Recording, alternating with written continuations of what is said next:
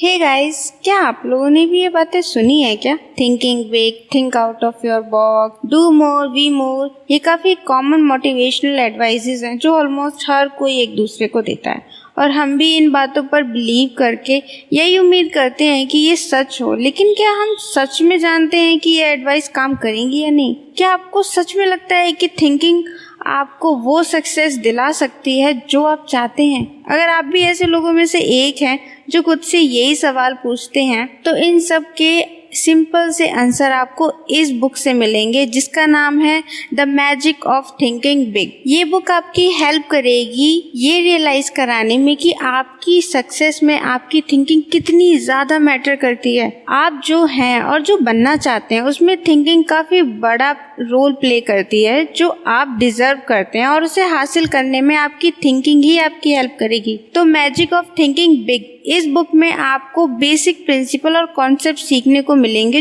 जो real life में आपकी बहुत ज़्यादा हेल्प करने वाले हैं। ये बुक आपको ये बताएगी कि कैसे आप उन प्रिंसिपल्स को अप्लाई करके आप बिग सक्सेस पा सकते हैं और आपकी लाइफ में बहुत ज़्यादा हैप्पीनेस हो सकती है। सो दोस्तों, इस बुक का रिव्यू स्टार्ट करने से पहले आप लोग कैसे हैं? आई होप आप सभी लोग फिट एंड फाइन होंगे। काफ़ी लेट वीडियो डाल रही हूँ, उसके लिए सॉरी, मैं थोड़ी बिजी थी, बट हाँ, अब आपको जल्दी जल्दी वीडियोस मिलेंगी। और हाँ दोस्तों, अगर आपने मुझे इंस्टाग्राम पे फॉलो नहीं किया है तो कर लो जाके, आपको लिंक डिस्क्रिप्शन में मिल जाएगी।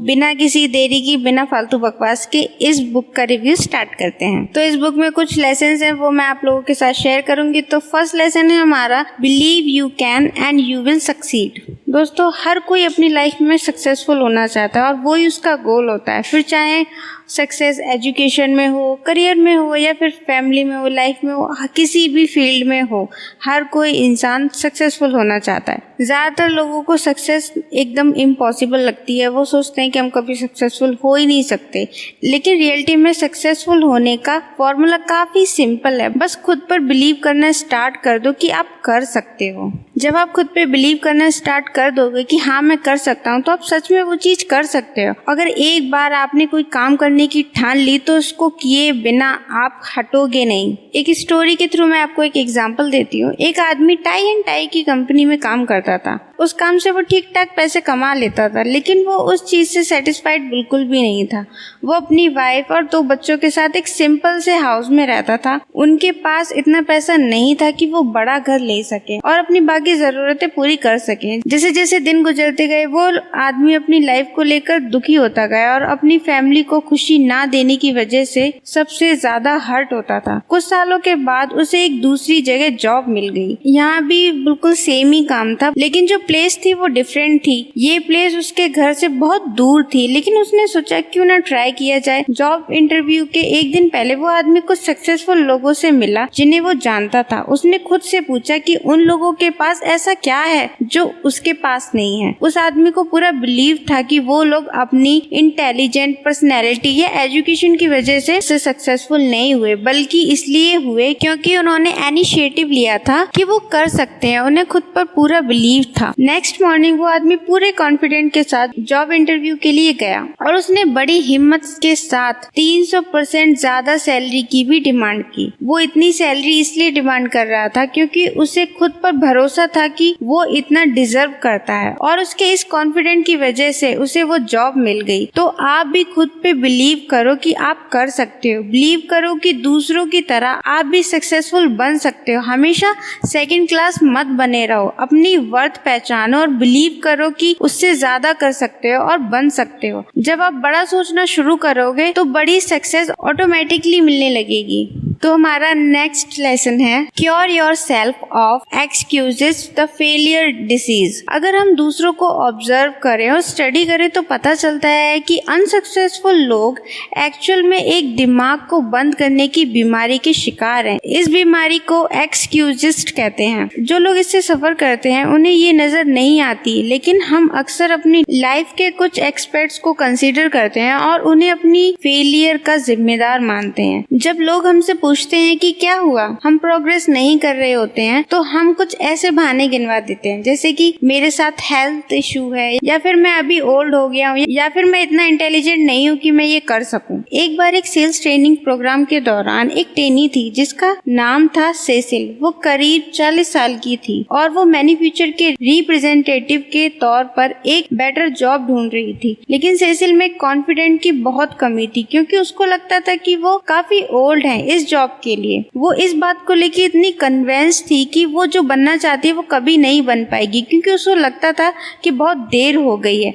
बाद में सेम ट्रेनिंग के दौरान होस्ट ने सेसिल से पूछा कि क्या उसे पता है कि आदमी की प्रोडक्टिव लाइफ कब स्टार्ट होती है और कब एंड। तो सेसिल ने प्रैक्टिकल आंसर देते हुए कहा कि आदमी 20 साल से लेकर 70 साल तक काम कर सकता है और वो खुद ही अपने जवाब से हैरान थी। सेसिल को रियलाइज हुआ कि अभी तो वो अपनी प्रोडक्टिव एज के हाफ में भी नहीं पहुंची है और फिर भी वो आगे बढ़ने से घबरा रही है। सो दोस्तों, एक बात हमेशा याद रखना कि सक्सेसफुल होने की कोई भी बाउंड्री नहीं होती है। हमें आगे बढ़कर अपनी फेलियर मेंटेलिटी को दूर करना ही होगा, चाहे वो हमारे अंदर कहीं भी छुपी हो, बस निकाल के फेंक दीजिए। सो थर्ड लेसन है हमारा build confidence and destroy fear. कुछ लोगों के लिए फियर सिर्फ माइंड का गेम है, लेकिन सच तो यह है कि फियर रियल होता है और उससे पहले कि वो हमें कंट्रोल करे हमें उसे पहचान लेना होगा। नेवी रिक्रूट्स के एक ग्रुप का स्विमिंग एबिलिटी का टेस्ट लिया गया। उनमें से ज्यादातर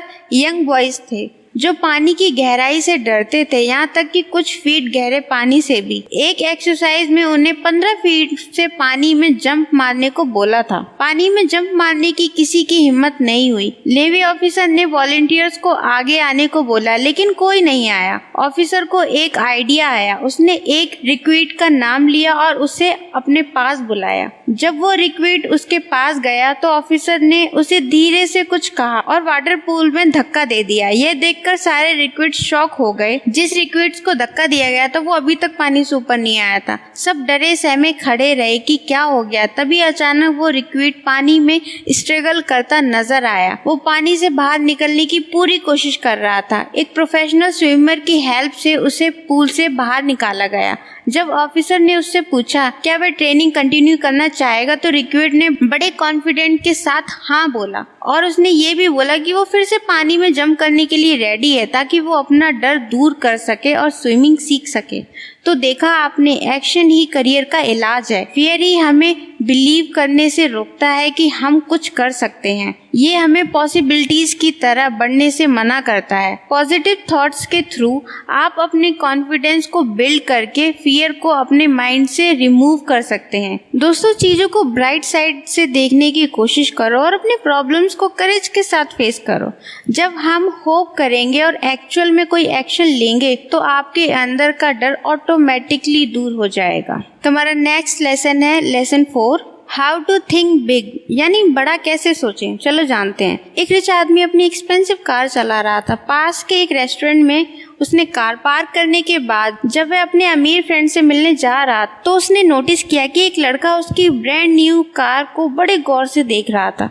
जब रिच आदमी उस लड़के को देखकर मुस्कुराया तो लड़के ने उससे कहा कि उसकी कार कितनी कूल और एक्सपेंसिव है। उस पर रिच आदमी ओवर कॉन्फिडेंट होकर बोला, ये इतनी भी एक्सपेंसिव नहीं है, ये तो उसके ब्रदर ने उसको गिफ्ट में दी है। उस आदमी की बात सुनकर लड़का कुछ नहीं बोला। रिच आदमी ने उससे पूछा, क्या वो भी ऐसी एक्सपेंसिव कार लेने का ड्रीम देख रहा है? आपको पता है दोस्तों, उस लड़के का आंसर सुन के वो रिच आदमी बहुत ही ज्यादा हैरान हो गया। उस लड़के ने जवाब दिया, नहीं, बल्कि मैं ये सोच रहा हूँ कि मैं आपके ब्रदर की तरह अमीर कैसे बन सकता हूँ। दोस्तों, अगर हम चीजों को ऐसे देखें जैसे वो हो सकती है, ना कि जैसे वो अभी हैं, तो हम उनमें एक ग्रेट वैल्यू ऐड कर सकते हैं। इसलिए अपना विजन स्ट्रेच करो और जो दिख रहा है सिर्फ उसी पर मत अटको, बल्कि विजुअलाइज करो कि फ्यूचर में क्या हो सकता है और अपनी सक्सेस की एक बिगर और बेटर फ्यूचर इमेजिन करो। सो नेक्स्ट प्रिंसिपल है हमारा, आप वही हैं जो आप सोचते हैं कि आप हो। हमारे सोचने का तरीका ही यह तय करता है कि हम कैसे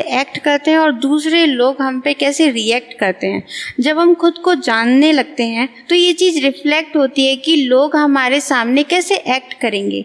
सेम यही बात तब आती है जब हमें पता होता है कि हम कितने इम्पोर्टेंट हैं, तब हम खुद को इम्पोर्टेंट शो कराते हैं और लोग भी हमें इम्पोर्टेंट समझते हैं। एक रात एक बेटे ने अपने फादर को बताया कि वो अपने स्कूल में लोन रेंजर का कैरेक्टर कर रहा है। ये सुनकर फादर बड़ा एक्साइटेड हुआ, बहुत खुश हुए। फिर उस लड़के ने कहा, पापा सिर्फ एक प्रॉब्लम है कि मेरे पास एक हैट नहीं है। फादर तुरंत अपने रूम में गए, एक पुरानी सी काउबॉय हैट लेकर आया। उसने अपने बेटे से बोला, ये हैट काम आ जाएगी, लेकिन बेटा नहीं माना। उसने जिद पकड़ ली कि उसे सिर्फ लोन रेंजर वाली हैट ही चलेगी, कोई काउबॉय वाली हैट नहीं। और फादर समझ गया कि उसका बेटा एग्जैक्टली चाहता क्या है। तो आप जो खुद के बारे में सोचते हैं वही इमेज बन जाती है। जो हम हमारे बारे में सोचते हैं वो हमारे लिए मोटिवेशनल टूल बन जाता है और जो हमें एग्जैक्टली वही प्रिंसिपल बनाने में हेल्प करता है। इसलिए सोचो और बनो। जितना हम सोच नहीं सकते, हमारे माइंड में वो पावर होती है, तो जब हम उसे यूज करेंगे ये डिसाइड करने के लिए हम कौन है, तो सोचो जरा क्या होगा।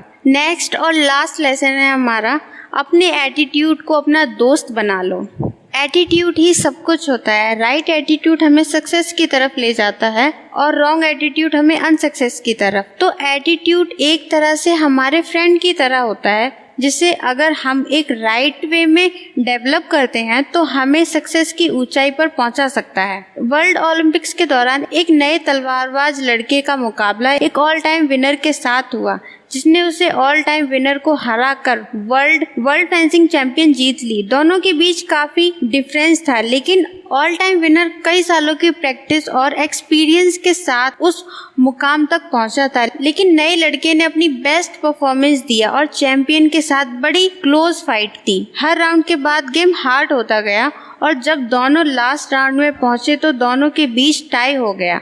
दोनों प्लेयर्स को एक शॉर्ट टाइम दिया गया। वो नया तलवारबाज जीतने के लिए काफी स्ट्रांग लग रहा था। वो खुद से सिर्फ एक ही चीज बोल रहा था, आई कैन डू इट, मैं ये कर सकता हूँ। और फाइनल राउंड में उस लड़के के पॉजिटिव एटीट्यूड और स्ट्रांग मोटिवेशन ने उसके सामने जीत का रास्ता खोल दिया और इस तरह वो ऑल टाइम चैंपियन को हराकर खुद चैंपियन बन गया। तब से वो ओलंपिक्स का I can do this man के नाम से फेमस हो गया और उसने ऑल ओवर वर्ल्ड के दूसरे एथलीट्स को भी इंस्पायर किया। जब हमारा एटीट्यूड पॉजिटिव और गुड फील पर फोकस्ड रहता है तो हम कभी गलत नहीं हो सकते। हमें हर साल में सक्सेस मिलेगी। हमारा एटीट्यूड ही हमें मैक्सिमम इफेक्टिवनेस की तरह ले जाता है और हमारे करियर और लाइफ में गुड रिजल्ट जनरेट करता है। सो दोस्तों, इस बुक का रिव्यू यहीं ख़त्म करते हैं। आई होप आपको समझ में आया हो। जाते जाते एक बात आप लोगों से कहना चाहूँगी कि जो भी आप अपनी लाइफ में करना चाहते हो वो हमेशा अपने माइंड में रखो